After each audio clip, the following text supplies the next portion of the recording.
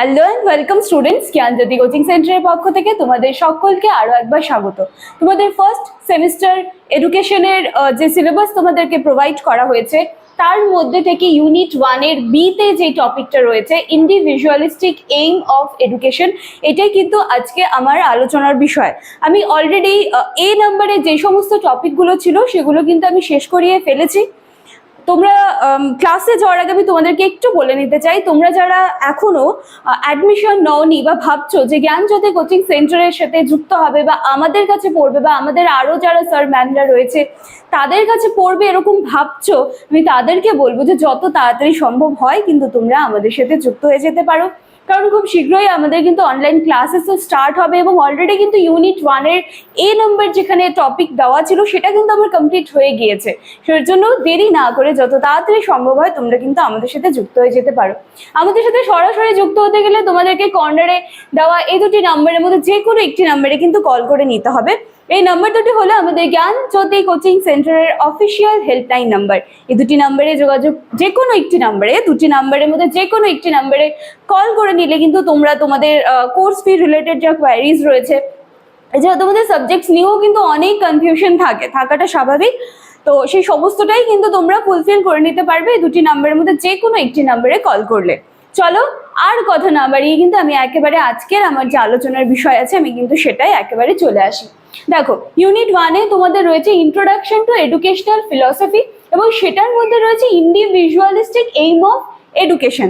তার মানে হচ্ছে শিক্ষার ব্যক্তিতান্ত্রিক লক্ষ্য। বেসিক্যালি তোমাদের ব্যক্তিতান্ত্রিক এবং সমাজতান্ত্রিক লক্ষ্য দেওয়া হয়েছে সিলেবাসে, তো আজকে আমি ব্যক্তিতান্ত্রিক লক্ষ্যটা আলোচনা করব এবং সেই লক্ষ্যের সমর্থনে কিছু যুক্তি রয়েছে সেটা আলোচনা করব, এবং পরের দিনে কালকে যে ভিডিওটা তোমরা পাবে সেখানে তোমরা শিক্ষার ব্যক্তিতান্ত্রিক লক্ষ্যের কিন্তু বৈশিষ্ট্যগুলো পাবে।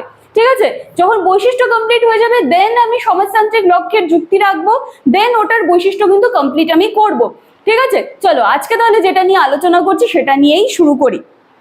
দেখো, শিক্ষা, ঠিক আছে, মানব জীবনের একটা অপরিহার্য অংশ বলতে পারো যে শিক্ষা। এর ছাড়া মানব জীবনটাকে কিন্তু হয়তো কল্পনা করাটা সঠিক হবে না। এবার মানুষের যে জীবন কালটা রয়েছে একেবারে জন্ম থেকে মৃত্যু পর্যন্ত, এই যে ধারাবাহিক সময়টা, ঠিক আছে, এই পুরো সময়টা জুড়েই কিন্তু শিক্ষা একেবারে ওতপ্রোতভাবে আমাদের সাথে কিন্তু জড়িয়ে আছে নানাভাবে। এই শিক্ষার কোনো কিন্তু থেমে থাকা নেই। এবার এই শিক্ষাটা পুঁথিগত শিক্ষা হতে পারে, বিদ্যালয়গত শিক্ষা হতে পারে, এছাড়া সারা জীবনব্যাপী আমরা যে শিক্ষাটা পাই, শিক্ষা তো শুধুমাত্র স্কুলে বা কলেজ বা আরো হায়ার স্টাডিজ করতে গিয়ে যে শিক্ষাটা পাই সেটাই তো নয়, আরো নানান ধরনের শিক্ষা কিন্তু রয়েছে যেগুলোকে কাজে লাগিয়ে কিন্তু আমরা সমাজে নিজেদেরকে একটা খুব ভালো জায়গায় কিন্তু প্রতিষ্ঠিত করতে পারি। আমি এক্স্যাক্টলি সেই শিক্ষাটার কথাই কিন্তু বলছি। এবারে দেখো, প্রত্যেকটা শিক্ষা বা শুধু শিক্ষাই না, মনে করো কোনো কাজ বা কোনো বিষয় যাই বলো, প্রত্যেকটা জিনিস কিন্তু নিজেদের কিছু লক্ষ্য নিয়েই কিন্তু তৈরি হয়, কিছু লক্ষ্য থাকে, কিছু উদ্দেশ্য থাকে। ঠিক সেইভাবেই কিন্তু শিক্ষারও কিছু লক্ষ্য রয়েছে এবং কিছু উদ্দেশ্য রয়েছে, এবং এটাকে যদি দুটা ভাগে ভাগ করা যায় তাহলে বলা যায় যে একটা আপাত লক্ষ্য এবং আরেকটি হচ্ছে চরম লক্ষ্য।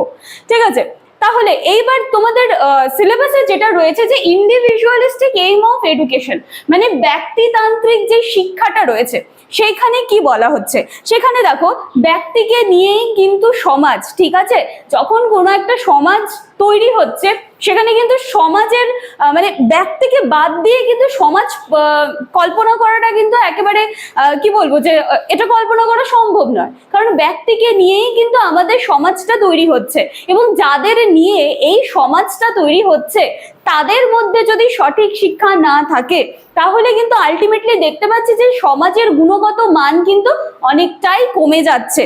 তাহলে একটা সুন্দর সমাজ তৈরি করতে গেলে তাহলে দরকার হচ্ছে ব্যক্তির, এবং সেই ব্যক্তির মধ্যে কিন্তু একটা সঠিক শিক্ষা, সুন্দর শিক্ষা থাকা কিন্তু অপরিহার্য।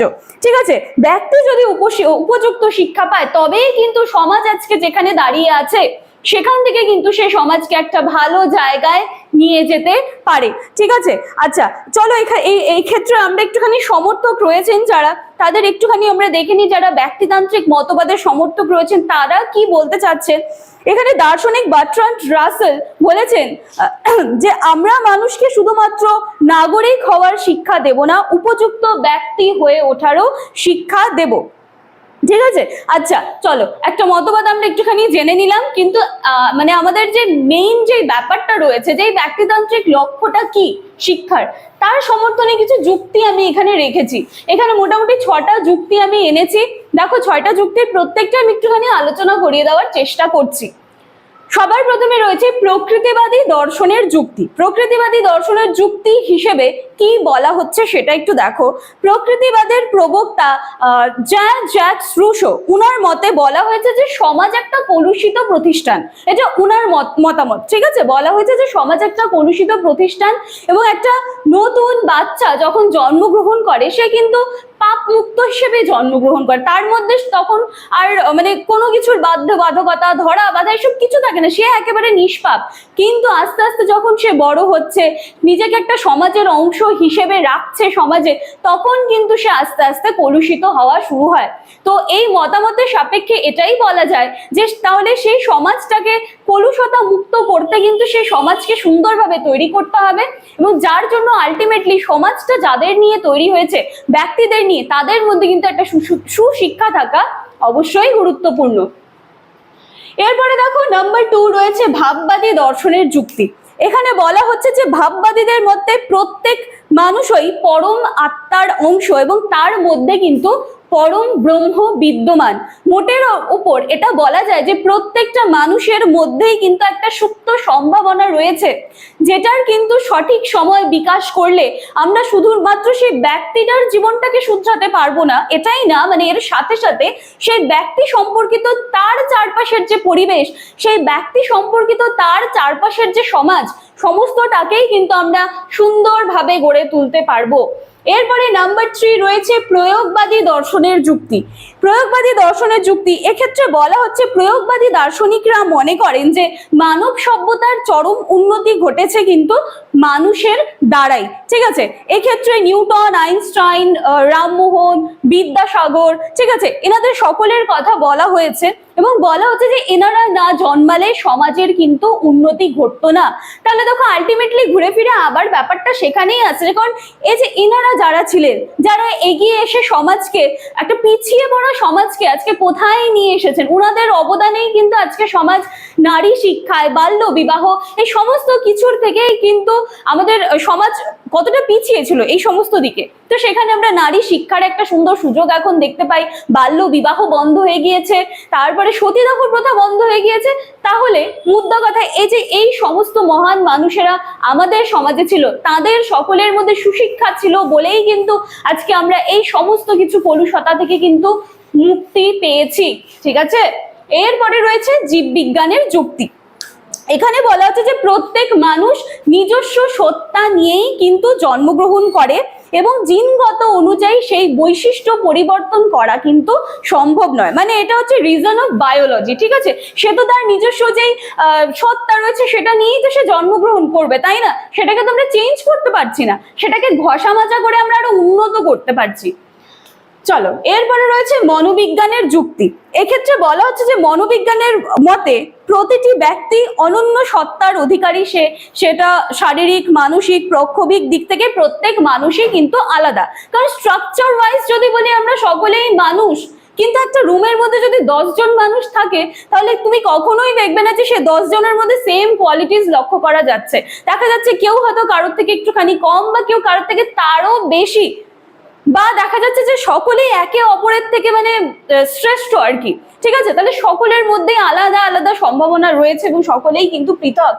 এরপরে নাম্বার 6 লাস্ট ওয়ান রয়েছে রাজনৈতিক যুক্তি, এবং এক্ষেত্রে বলা হচ্ছে যে গণতান্ত্রিক যুক্তি অনুযায়ী প্রত্যেকটা ব্যক্তির মধ্যে কিন্তু সুপ্ত সম্ভাবনাগুলো রয়েছে এবং সঠিক সময়ে কিন্তু সেই সম্ভাবনাগুলোর জাগরণ করা খুব খুব দরকার। তাহলে মোটের উপর ঘুরে ফিরে দেখো সেই ব্যাপারটাই আসে যে সমাজকে যদি সুন্দর করতে চাও তাহলে সমাজ যাদের নিয়ে তৈরি, ব্যক্তিদের নিয়ে তৈরি, তাদের মধ্যে কিন্তু সুশিক্ষার খুব একটা গুরুত্বপূর্ণ ভূমিকা রয়েছে। যখন তোমার মধ্যে ভালো শিক্ষা থাকবে, যখন তুমি সুশিক্ষা নিয়ে একটা মানুষের মতো মানুষ তৈরি হবে, তুমি শুধু তোমার ফ্যামিলি না, তোমার পরিবেশ না, তোমার সমাজ না, ইভেন পারলে তুমি তোমার পুরো দেশটাকে কিন্তু চেঞ্জ করে দিতে পারো। তাহলে শিক্ষা কিন্তু আমাদের মানব জীবনের বেঁচে থাকার জন্য একটা গুরুত্বপূর্ণ ভূমিকা পালন করে।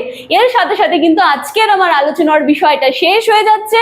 কালকে যেই ক্লাসটা তোমরা পাবে সেখানে কিন্তু তোমরা ব্যক্তিতান্ত্রিক লক্ষ্যের বৈশিষ্ট্যগুলো পাবে।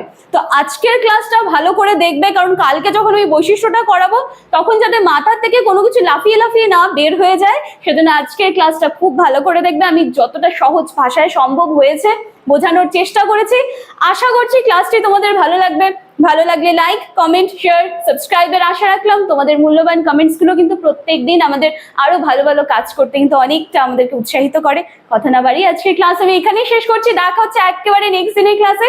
Thank you.